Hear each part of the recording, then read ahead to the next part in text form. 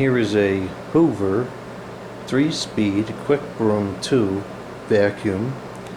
This has the 4.5 amp motor. It's a neat vacuum. These are very popular, I'd say like 30 years ago, around that time frame. My grandparents used to have one and I remember using it.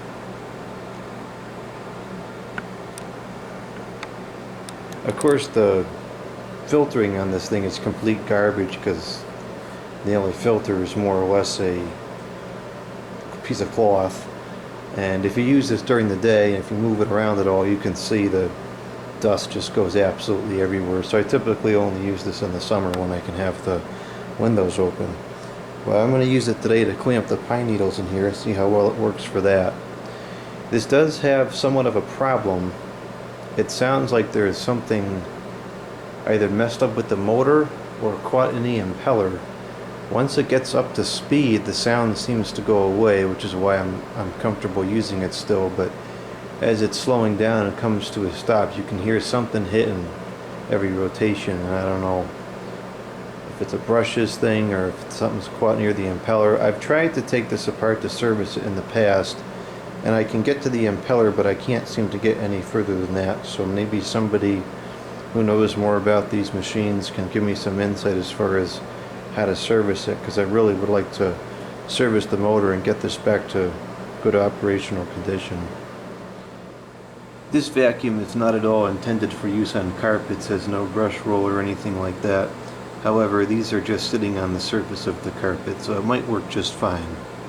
We'll start out on low and then we'll move up to medium or high if it's not picking up. You're going to hear the scraping sound when it first starts, and then it seems to go away.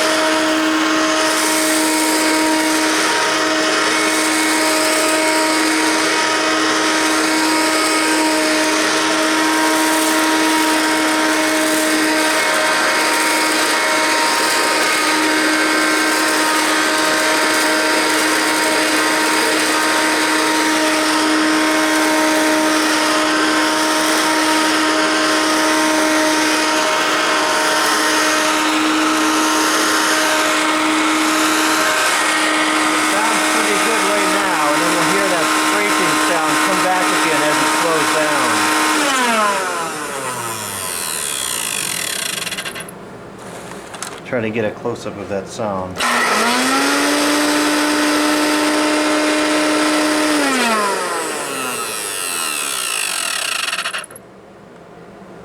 So if anybody knows what's going on here, how to get these things apart, definitely let me know, because I'd like to fix this.